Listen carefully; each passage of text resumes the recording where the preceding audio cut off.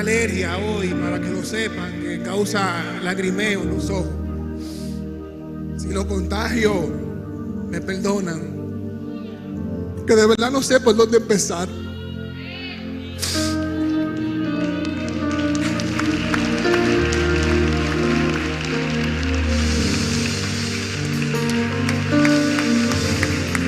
Por eso anoche hice una especie de bosquejo aquí para poder pues tratar de seguir la línea, porque las emociones que siento hoy no me van a dejar, de verdad. Amén. Iglesia, primero que todo, de verdad un agradecimiento especial por la iglesia en general. Yo sé que muchos, por no decir todos, pues nos tenían muy pendiente en sus oraciones, nos alentaban cada vez que nos veían, nos decían: Dios tiene control de todo.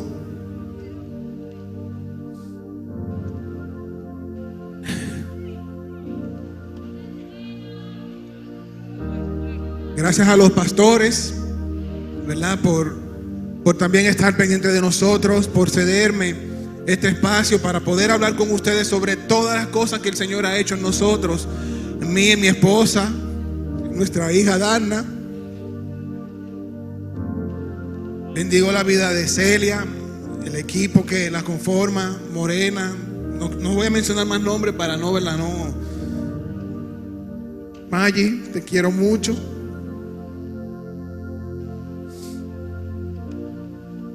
Y yo sé que muchos de ustedes nos tenían en oración.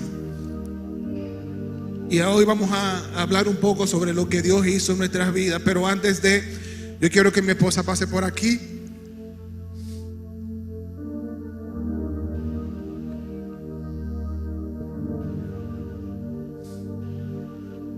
Dios. Hermana.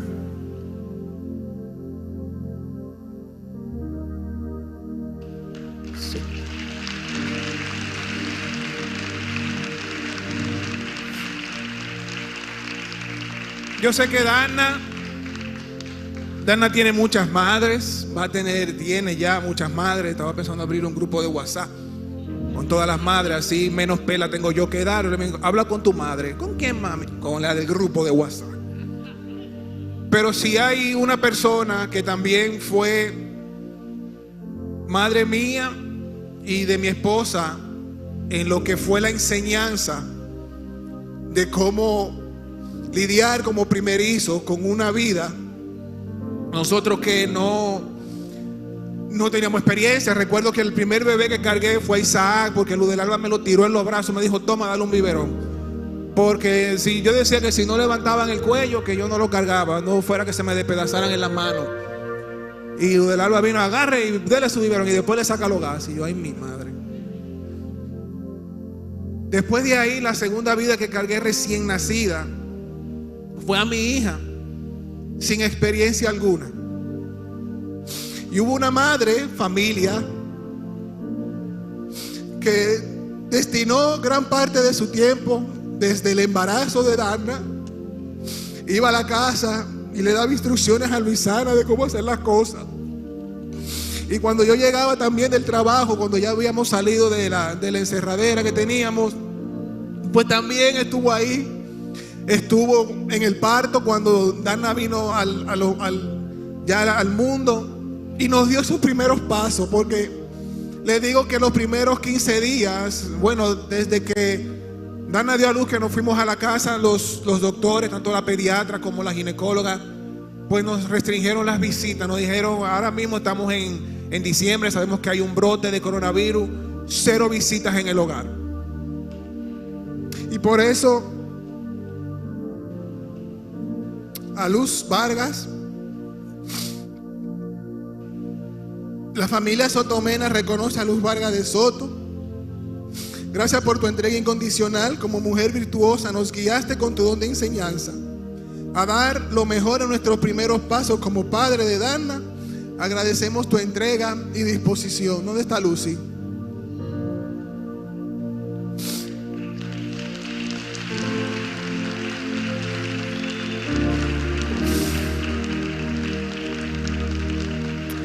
Proverbios 19:14 dice: la casa y el dinero se heredan de los padres, pero la esposa inteligente es un don del Señor.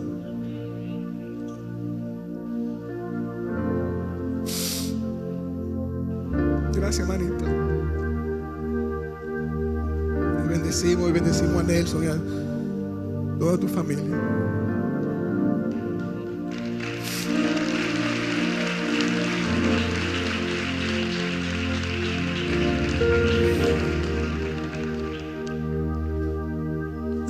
Bueno, pues gracias. Ya introduciendo un poco en el testimonio, mi esposa y yo nos casamos en el 2009. En el 2000, desde ahí hasta más o menos el 2016 fue que, como quien dice, tomamos la decisión de multiplicarnos, ¿verdad? En los tiempos de antes estábamos en nuestro tiempo, como quien dice, de casados solteros. Íbamos de viaje, disfrutábamos de nuestra vida de casados, etcétera. Pero llegó el momento, en el 2016 más o menos, que tomamos la decisión, a grosso modo, nada muy formal, sin mucha presión. Llega el 2018, todavía no vemos nada, todavía estamos medio tranquilos, ¿no? Todavía como que no hemos hecho la cosa con mucha dedicación, por así decir. Pero ya Luisana decide buscar ayuda profesional. Fuimos a donde una experta en fertilidad, experta también en embarazos riesgosos, etcétera. Y a partir de ahí, pues, nos empezamos solamente a medicar vitaminas, cosas así, nada intrusivo, solamente vitamínicos. Tómate esto, yo te voy a decir ahora, de acuerdo a tu ciclo, cuándo deben hacer el acto, etcétera. En ese mismo año, yo estaba en el trabajo, tenía unos días con unos dolores, y recuerdo que un día me bajó una fiebre altísima y tuve que ir al doctor a emergencia. Cuando voy a emergencia me dicen, no, que cada vez que orino me duele. Bueno, tú tienes una infección urinaria. Me refieren al urólogo. Primera vez en mi vida que voy al urólogo, primera vez en mi vida que otro hombre, ya ustedes saben, ¿verdad? Qué grato fue para mí todo eso. Pues él, luego de que me receta los antibióticos para la infección, me pregunta si tengo hijos. Yo le digo que no, que estábamos buscando sin mucha desesperación. Pues entonces él me manda a hacer todos los estudios al lugar, conteo de esperma, Doppler testicular, ya yo me siento casi doctor, sonografía pélvica, etcétera. Cosa de la vida, no sale nada, o sea, todo sale limpio, todo sale bien. Y digo yo, gloria a Dios, solamente esperando el tiempo, decía yo. Luego llega el año 2019, ya mi esposa y yo estamos esperanzados pero impacientados. Pues veíamos que nada sucedía. Y ahí mi esposa y yo ya íbamos a tomar la decisión, pues, de recurrir a los métodos de fertilidad artificial. No les voy a hablar mentiras, siempre orábamos a Dios. Dios siempre estuvo en nuestras oraciones, y en nuestras oraciones siempre poníamos a Dios este tema, al igual que yo sé que muchos de ustedes aquí en la iglesia. Pero decíamos, bueno, la ciencia, ¿verdad? La ciencia de Dios. Y si Dios no puede resolver por ahí, pues amén. Pues ya yo, con tantos estudios, tantas cosas que mi esposa y yo empezábamos, nos seguimos haciendo, de la nada, a mí se me irrita un poco. Dura unos días, se va la irritación, pero yo digo, como quiera, como ya yo estoy acostumbrado a ir al urólogo, ¿verdad? Déjame ir para que, aunque ya se me quitó, para que por lo menos me diga si fue, no sé, agua, cayó algo, no sé, porque de verdad no sabía, fue de la nada. Y voy donde el urólogo y le digo, no, que tuve una irritación, pero ya se te quitó.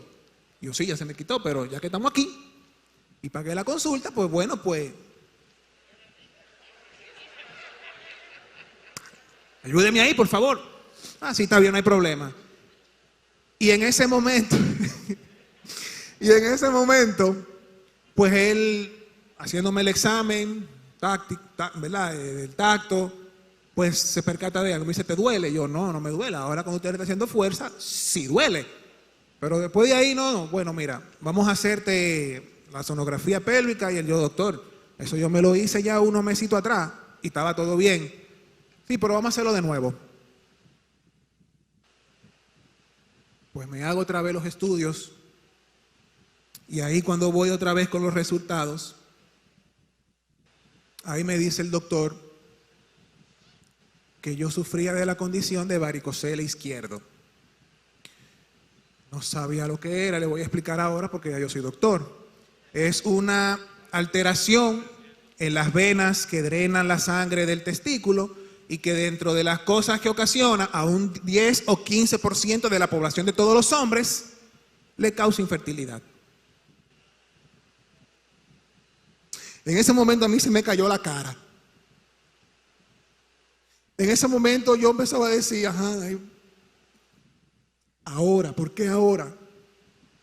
Yo que nunca había estado en una camilla solo para pullarme y sacarme sangre y cositas así, nunca había estado interno, nunca me habían operado, nunca nada. Y ustedes saben cómo yo me puse, cómo los nervios se me pusieron, cómo yo decía, wow. Y el doctor me decía, no, eso es una operación ambulatoria, en 1 hora, 2 horas, ya tú estás en tu casa, 15 días de licencia. Discútelo con tu esposa porque si tú estuvieras más joven, pues quizás con medicamentos, multivitamínicos y otras cosas, pudiésemos echar la pelea. Pero ya yo estaba rozando la edad de Abraham y Sara. Entonces, dije, doctor, bueno, entonces, nada, yo voy a comentarlo con mi esposa y después yo le digo y coordinamos la fecha. Yo salí de ahí llorando, llamé a mi esposa totalmente desconsolado. Gracias a Dios, mi esposa, una mujer del Señor, siempre acostumbrábamos a consolarnos mutuamente cuando uno el otro lo necesitaba y a darnos esas palabras de aliento que tú esperas de verdad en esos momentos de aflicción. Pues tomamos la decisión y más o menos la segunda semana de diciembre de 2019 me someto a la operación. Aproveché ahí mismo y me hice la circuncisión. Ahora yo entiendo el pueblo de Israel, ahora entiendo los hombres de Israel. Eso no es fácil. Eso no es fácil. Fueron 15 días que yo no servía para nada. Y ahí fue que me llegué el tema cuando uno de los hijos de Jacob ordenó a un pueblo entero a circuncidarse y después acabaron con todo ese pueblo. Y no digo yo, es que si a mí me agarran así, yo digo llévatelo todo y solamente déjame vivo. Pues entonces ya termina la operación, me hago los chequeos con el urólogo, dice que está todo bien. Llega enero, febrero 2020. Aquí, gracias a Dios, que Joel, uno de los hermanos de Luisana, está aquí. Joel va a nuestro hogar y nos dice, mira, como ustedes saben que yo me recién mudé, tengo unas amistades que van a ir como a bendecir la casa y nada, quiero que ustedes estén. Nosotros, sí, claro, vamos para allá. Vamos allá. Eran 2 tremendas siervas del Señor. Yo les voy a ser sincero, hablándole nuevamente sin mentira, cuando inician a hablar en lenguas y a hablar con un tono de voz un poquito alto, a mí de una vez, yo dije, llegaron a reciar. ¿Verdad? Los rabacucos, ¿verdad? Bueno. Dije, dije, Señor, oye lo que hay, Señor, entre tú y yo. Si me van a jalar para orar por mí, yo quiero que seas tú que me hable. Porque lamentablemente, Señor, estamos viviendo en unos tiempos de que cualquiera se cree profeta, cualquiera se cree que viene a hablar palabra de Dios. Y de verdad que ahora lo que debe predominar en nosotros como creyentes es el discernimiento de espíritu. Es el entendimiento para poder entender, porque nos van a llegar falsos profetas, falsos predicadores. Ya ustedes saben, hay un sinnúmero de religiones que dicen ser seguidoras de Cristo, cuando al final son caminos de perversidad. Y lamentablemente yo estaba medio escéptico al respecto. Yo no dudo para nada del poder de Dios, no dudo para nada de los dones, solamente tengo un poquito en cuestión cuando una persona viene porque no la conozco. Y recuerdo que me jala, y yo, me agarró. Me agarró. Mi esposa y yo tuvimos el chance de quizá poder anotar una de las cuantas cosas que nos dijo. Pero Dios estaba ahí, porque lo primero que me dijo, sin ella conocerme y sin yo conocerla a ella no sabía que yo era creyente, porque cuando fuimos ahí no nos identificamos como creyentes, estábamos prácticamente entre amigos, y ellas fueron las que fueron invitadas y no la conocía. Tú eres un líder del Señor. El Señor te ha dado dones. Y tú te vives preguntando, ¿cómo es que Dios va a hacer las cosas en tu vida? Dios te dice que no le preguntes, que creas. Señor, en esa misma semana le hice yo esa pregunta al Señor. ¿Cuándo es, Señor? ¿Cuándo es? ¿Cómo es que yo no sé cómo es que tú lo vas a hacer ahora? Cuando esa profeta me dijo eso, yo dije, ya Dios, Señor, está aquí hablando. Y luego siguió diciendo que ponga en práctica los dones, que me bendecirá en lo que me proponga, que no me lleve de hombre, que no me lleve de hombre. Habló de la palabra duda. Haz las cosas por amor a Dios, no mirando al hombre. Menciona la palabra mudanza, que aunque te quiten la túnica, que le entregues, y si tienes que poner la otra mejilla, que la ponga, etcétera. Y siguió hablando de una serie de cosas que nosotros, esto fue que lo anotamos en la casa. Pero ahí fue donde ella dio el palo grande conmigo, o como quien dice Dios, haciéndome saber que lo que yo le pedí, me lo confirmó. Y luego agarra a mi esposa, luego nuevamente sin conocerla, y dice que el Señor le quitaba de ella los quites en los ovarios, en el endometrio, que le entregáramos el altar al Señor cada día, que el Señor quitara el altar que está en el altar, que el Señor le daba don de ciencia, que el Señor escuchaba sus oraciones y sus lágrimas. Y aquí fue donde yo tuve que incluso preguntarle a mi esposa, porque ni siquiera lo sabía. Dice que le pides a Dios que cada vez que vayas a la iglesia seas renovada, y tu cuarto de guerra es el baño. Cuando llegamos a la casa, más o menos recordando y haciendo esta nota, yo le pregunto, esa parte no la entendí, cuando ella dice que tu cuarto de guerra es el baño. Ella me dice, José, lo que pasa es que regularmente los fines de semana, cuando estamos los dos en la casa, o en la noche cuando llegamos de trabajar, cuando yo iba a presentarle mis súplicas al Señor, cuando yo necesitaba llorar amargamente delante del Señor, yo me trancaba en el baño. Tú pensabas que yo estaba haciendo otra cosa y tú no me molestabas, porque a mí no me gusta que me molesten cuando uno, ¿verdad? Cuando uno está en el baño. Y eso nada más lo sabía mi esposa y el Señor. Entonces, en ese momento nos aferramos a esto porque entendíamos que era del Señor. Pues entonces llegan los tiempos de pandemia, marzo, mediados de marzo, cuarentena todo el mundo. Y fue en abril más o menos, ¿verdad? La noticia. En abril, recuerdo yo que fue un domingo, yo no me había levantado de la cama. Luisana fue llorando. José, mira. ¿Qué es eso? ¿Qué es eso? Mira. Cuando yo vi esas dos rayitas, señores, de que ya Luisana estaba embarazada, solamente nos quedó darle la gloria a Dios por eso.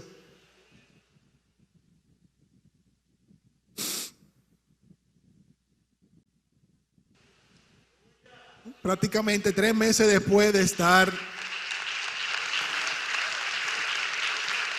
del periodo de licencia o de riesgo por la operación a la cual me había sometido.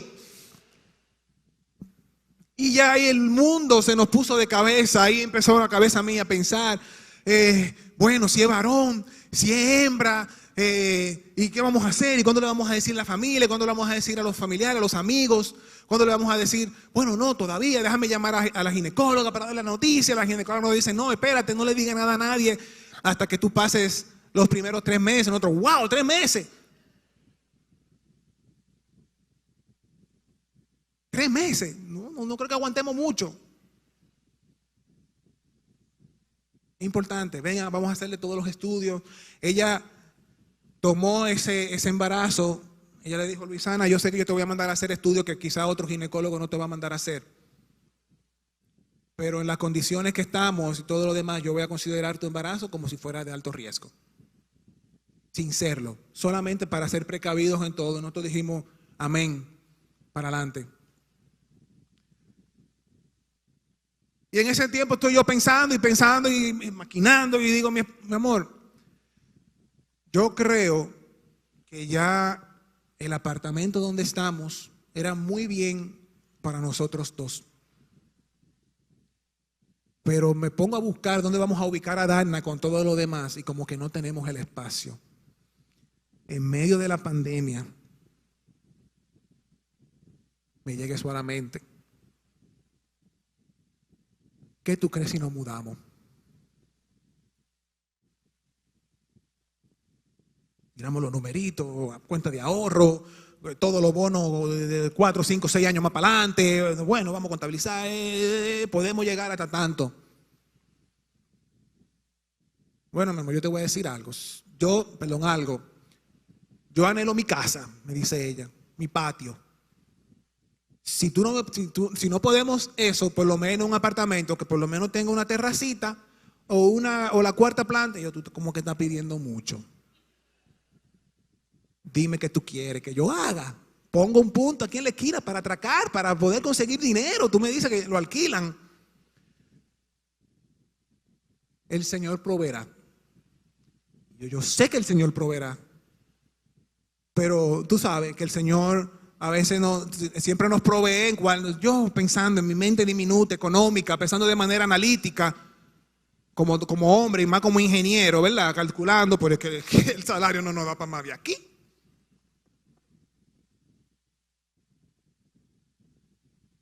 Pues empezamos a dar vueltas. Gran cosa de la vida. Vemos uno en Don Honorio, donde yo me crié, donde viven mis padres. Una cuarta planta con una parte del techo privada. Señores, estaba yo revisando las notas que había, las notas en el iPad, borrando notas viejas, y me topé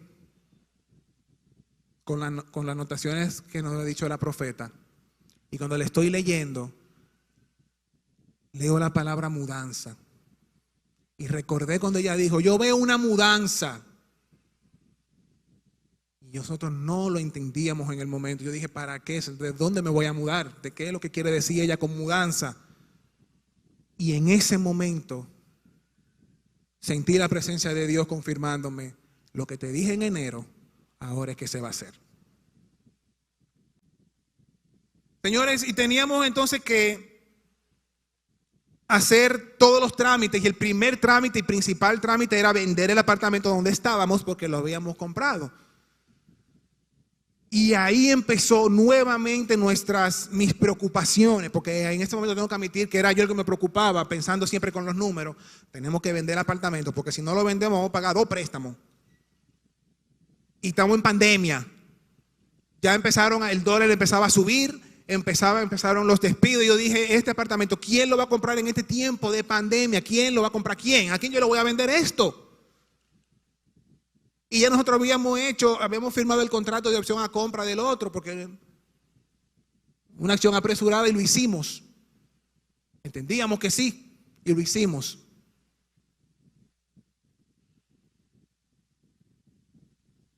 para la gloria de Dios. En ese momento, todos los días, yo recuerdo que siempre me daba trabajo conciliar el sueño. En el trabajo maquinaba mucho, tirando los números. Bueno, si no lo vendemos, entonces yo simplemente vamos a tener que recortar por aquí, y vamos a recortar por aquí, y vamos, bueno, unos meses, porque yo me imagino que vamos a salir de esto, y aún estamos aquí. Pero el Señor tenía control de todas las cosas, y en el momento justo, llegó una compradora. Y en el momento justo pusieron una oferta de préstamos y pudimos adquirir un préstamo a una buena tasa. Y en el mejor momento del Señor, con el cambio de gobierno y todas las decisiones políticas que tomaron, estabilizaron la tasa del dólar. Porque si seguía subiendo, teníamos también que pagar una diferencia. Y gracias a Dios nos entregan el apartamento, si Dios quiere, el mes que viene.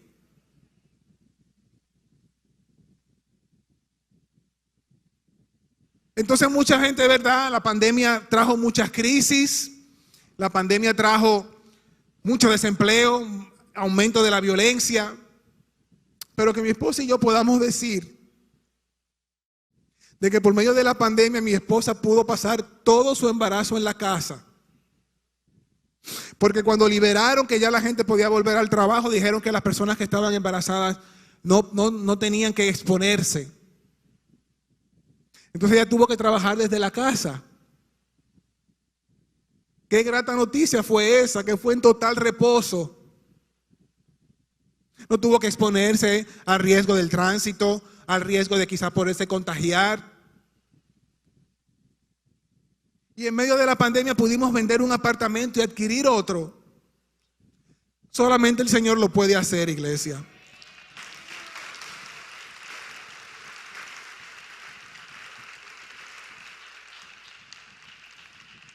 Que si podemos decir que la pandemia fue de bendición para nosotros, eso es un signo de pregunta. Lo que yo sí puedo afirmar es que Dios no tiene que ver con situación para bendecirnos. Dios no tiene que ver. Y yo recuerdo que me llegaba a la mente, y Dios tiene que ver con COVID. ¿Desde cuándo Dios tiene que ver con COVID? Con crisis económica, con alza del dólar. Dios tiene que ver con eso.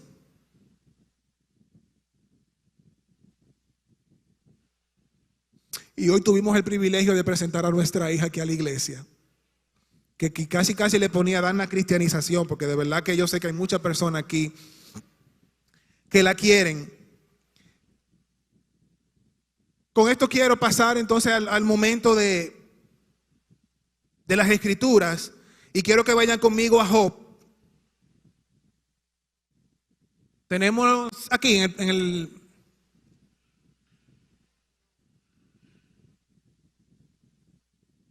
vamos a leer los primeros versículos del capítulo 1 rápidamente, porque el tiempo nos apremia, ¿verdad?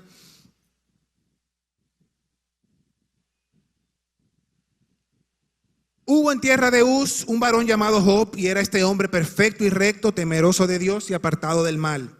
Y le nacieron 7 hijos y 3 hijas. Su hacienda era 7,000 ovejas, 3,000 caballos, 500 yuntas de bueyes, 500 asnas y muchísimos criados. Y era aquel varón más grande que todos los orientales. E iban sus hijos y hacían banquetes en sus casas, cada uno en su día. Y enviaban a llamar a sus 3 hermanas para que comiesen y bebiesen con ellos. Y acontecía que habiendo pasado en turno los días del convite, Job enviaba y los santificaba. Creo que subrayen eso ahí para tocar un temita. Job enviaba y los santificaba, y se levantaba de mañana y ofrecía holocaustos conforme al número de todos ellos, porque decía Job: quizá habrán pecado mis hijos y habrán blasfemado contra Dios en sus corazones. De esta manera hacía todos los días. Esto no deja dicho, lo dejamos esto quizás a la opinión de cada uno de nosotros, de que quizás los hijos de Job eran muy parranderos en cierta forma, por lo que estamos leyendo. Si Job hacía sacrificio por si acaso, porque bebían y gozaban ese día, pues entonces eso puede darnos quizás esa señal de alerta. Y luego sabemos que el Señor llama a sus hijos, dentro de ellos Satanás, y ahí empieza el acuse. ¿Y se ha visto mi siervo Job? ¿no has considerado a mi siervo Job, que no hay otro como él en la tierra, varón perfecto y recto y temeroso de Dios y apartado del mal? Claro que sí. Tú le has dado todo. Tú lo tienes en alta estima. Ese es uno de los más fuertes ahora mismo. Quítale todo a ver. Y te va a seguir. Y quiero que presten atención a esto. Quien le dio la autoridad para quitar lo que Dios le había dado fue el mismo Dios. Vuelvo y lo repito. Aquel que le dio a Job todo fue quien le dio autoridad al enemigo para que se lo quitara. Por eso Job dice, déjame ver dónde lo leo. Sí, después de que quiero leerlo. En el versículo 21, desnudo salí del vientre de mi madre y desnudo volveré allá. Jehová dio y Jehová quitó. Sea el nombre de Jehová bendito. Y aquí yo quiero que nosotros entendamos cómo es que Dios opera. Porque hay una palabra clave aparte de la palabra operar. Y es la palabra entendimiento. La palabra opera, vamos a dejársela al Señor. Pero para conocer cómo Dios opera en nuestras vidas, tenemos que entender. Ese entendimiento que dice Oseas, creo que es Oseas que lo dice, mi pueblo perece por falta de conocimiento. Lo mismo que dice Romanos 12:2. No os conforméis a este siglo, sino transformaos por la renovación de vuestro entendimiento, para conocer cuál es la buena voluntad de Dios, agradable y perfecta. La palabra entendimiento se menciona en estos dos. Uno, que perecemos por desconocimiento, y otro, que debemos transformarnos para conocer y renovar nuestro entendimiento. Para conocer. Job fue intachable. Sí, es verdad. Fue intachable. Pero había algo que a él le faltaba. Y es que cuando llega el momento en que ya con todo su mala travesía, él se dispone a cuestionar a Dios. Sabemos que en ese tiempo los judíos decían que al justo no le debe pasar nada y que habría que ver si fueron generaciones pasadas que pecaron y que eso se acarrió, porque al justo, de verdad, el justo no tiene por qué sufrir. El pecador sí, pero el justo no. Como los fariseos decían, yo soy justo, yo diezmo, yo hago esto, yo te hago lo otro, a mí no me debe pasar nada, porque delante de Dios yo soy un hombre recto que cumple. Y si nos damos cuenta, Jehová le responde a Job en el capítulo 38, vamos a leerlo rápidamente, solamente unos cuantos versículos.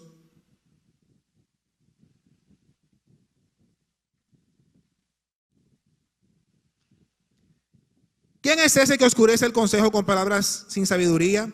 Ahora ciñe como varón tus lomos, yo te preguntaré y tú me responderás. ¿Dónde estabas tú cuando yo fundé la tierra? Házmelo saber si tú todo lo sabes. ¿Quién ordenó sus medidas? Si lo sabes. ¿O quién extendió sobre ella el cordel? ¿Sobre qué están fundadas sus bases? O sea, dime, tú sabes. Tú entiendes.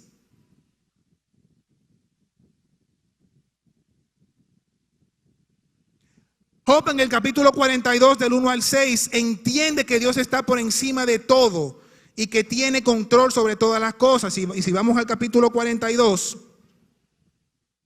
yo conozco que todo lo puedes y que no hay pensamiento que se esconda de ti. ¿Quién es el que se oscurece? ¿Quién es el que oscurece el consejo sin entendimiento?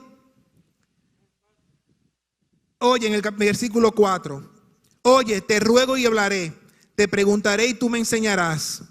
El 5 dice, de oídas te había oído, mas ahora, por tanto me aborrezco y me arrepiento. El intachable, el justo, aquí se está arrepintiendo porque le faltaba conocimiento, le faltaba entendimiento. Y dice, ahora, como dijo Pedro, ahora entiendo que tú no haces acepción de personas. Es esa palabrita que nosotros tenemos que llegar. Cada cristiano tiene que llegar a ese momento en el que podamos decir: ahora entiendo cómo es que Dios opera en mi vida. Y para que llegue ese momento, tenemos que pasar lo mismo que pasó mi tocayo José. Los hermanos lo venden. Sin embargo, donde quiera que él iba, sea como esclavo, como preso, sobresalía. Y José lo entendía en ese momento. Vamos a ver. Si vamos a Génesis 45:4.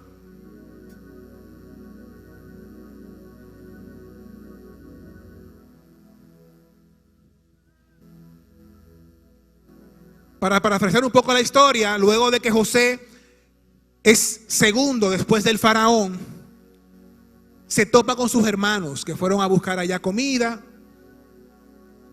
Y José pues les arma una artimaña, una especie de treta, un jueguito.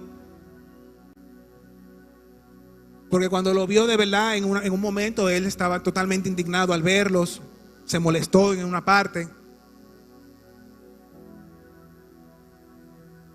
Pero ¿qué cambio da José? Cuando en el versículo 4 de Génesis 45 dice: entonces dijo José a sus hermanos: acercaos ahora a mí. Y él les dijo: yo soy José vuestro hermano, el que vendisteis en Egipto. Ahora pues, no os entristezcáis ni os pese de haberme vendido acá, porque para preservación de vida me envió ¿quién? Los hermanos, dice ahí. Los hermanos. Al igual que Job, que fue el enemigo que le quitó la cosa. No, Dios. Pues ya ha habido 2 años de hambre en medio de la tierra, y aunque quedan 5 años en los cuales ni habrá ni arada ni siega. Y Dios nuevamente me envió delante de vosotros para preservaros posteridad sobre la tierra y para daros vida por medio de gran liberación. Así pues, no me enviasteis acá vosotros, sino Dios, vuelve y lo menciona, que me ha puesto por padre de Faraón y por señor de toda su casa y por gobernador en toda la tierra de Egipto. Ahí es cuando José entiende. Él necesitaba aprender una serie de cosas antes de llegar a esa posición. Como una persona que no es ingeniero civil le pide a Dios: Señor, quiero una construcción, quiero construir este templo. Y lo primero que Dios dice: ¿de verdad tú quieres construirlo? ¿Tú estás dispuesto a hacer mi voluntad?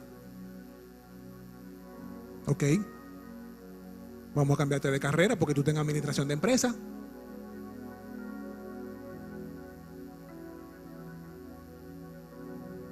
Y yo sé que construir este templo no son 2 más 2 son 4. Yo como ingeniero sé todos los cálculos estructurales que hay que hacer, la extensa supervisión y la minuciosa supervisión de todas las cosas, de los vaciados, de la postura de las paredes y todo lo demás. Todas esas son cosas que se aprenden, y no solo se aprenden en la universidad. Hay un gran por ciento que es de experiencia en la calle que muchos ingenieros empiezan a adquirir. Y el Señor sabía eso. El Señor sabía que José necesitaba estar ahí para cumplir su propósito, pero necesitaba aprender. Y en ese proceso de aprendizaje el Señor te quita muchas cosas. Te empieza a quitar las cosas. A José le quitó toda su familia porque lo alejaron totalmente de ella. Pero era muy querido José por sus padres. Era el niño mimado. ¿Iba a poder José aprender todo eso siendo el niño mimado de la casa? Puede ser que no, lo dejo a su opinión. Con sus hermanos, que quizás eran los más fuertes, los más poderosos, los que resolvían. José siempre estaba lejísimo. El Señor necesitaba trabajar la vida de José. Trabajar la humildad, trabajar en la parte de su capacitación como administrador, como líder, hasta que llegó el momento exacto y el punto exacto para Dios de ponerlo en el lugar que él merecía. Y José estuvo ahí para preservar el pueblo escogido por Dios. José Entonces es en ese momento que nosotros, cada uno de nosotros, tenemos que cuestionar. No cuestionar a Dios, sino el plan que Dios tiene contigo. Porque si tú de verdad estás sujeto a su voluntad, el Señor te va a quitar cosas. Cosas que quizás apreciamos. Job no amaba a sus hijos. Amaba a sus hijos. No amaba sus bienes. Bueno, soy rico, soy poderoso, me gusta. Pero para que Job pudiera entender esto, el Señor debió quitarlo. El Señor.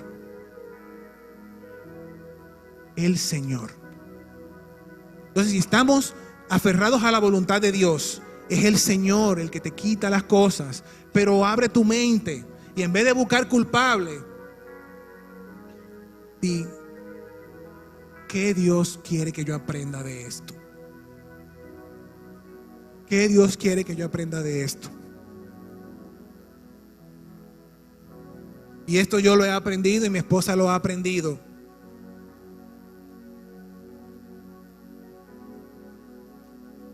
Ahora entiendo cómo Dios opera. Y si hay una persona que quizás, no sé si en la Biblia aparece otro, pero sí estamos todos seguros, que injustamente lo perdió todo en su momento, fue Jesús. Por amor de nosotros, injustamente, sin merecerlo, por decisión propia. ¿Para qué? Para que tú y yo fuésemos salvos. Y esto es algo que nosotros tenemos que creer, y esto se lo quiero externar a todo el que nos está viendo por las redes sociales y los que están aquí, de que quizás tú no has dado ese paso de confiar, de creer en Dios. Yo soy un testimonio vivo de eso. Mi esposa lo es. Casi todos los que estamos aquí, en algún momento hemos tenido que dar gracias a Dios por las cosas. Y esto no son palabras mágicas. Esto no es que ahora tengo que dejar de hacer. No. No es cuestión ni de iglesia, ni de religión. No es cuestión de nada de eso. Es solamente una confesión tuya, creyendo que Dios envió a su Hijo a morir por nosotros y que por Él somos salvos. Es una oración tan sencilla como decir: Señor Jesús, ya yo entiendo que tú me amas y yo te necesito, y te recibo como mi Señor y mi Salvador. Escribe mi nombre en el libro de la vida, perdona mis pecados y dame la vida eterna. No es un abracadabra, no es una oración mística, no. Si confiesas con tu boca y crees en tu corazón, solamente con decir: Señor, creo en ti, es más que suficiente para Dios. Así que yo quiero que todos inclinemos nuestras cabezas. Y si hay alguien aquí que no haya hecho esa oración, yo la voy a decir ahora lentamente. Y si alguien en su hogar tampoco la ha hecho, y quiero que digan: Señor Jesús, entiendo que me amas y te necesito. Te recibo hoy como mi Señor y mi Salvador. Perdona mis pecados, dame la vida eterna. En el nombre de Jesús. Amén. Si alguien aquí hizo la oración, me gustaría conocerlo, solamente para orar por ustedes y para darle seguimiento ya futuramente aquí a cargo del Ministerio de Seguimiento. Gloria a Dios. Iglesia, le amamos. Amén. Dios te bendiga. El equipo de seguimiento te va a dar una ficha. Te bendigo en el nombre del Señor. Aquí estamos. Ya vamos a estar futuramente martes, viernes y los domingos aquí a la misma hora. Dios te bendiga fuertemente.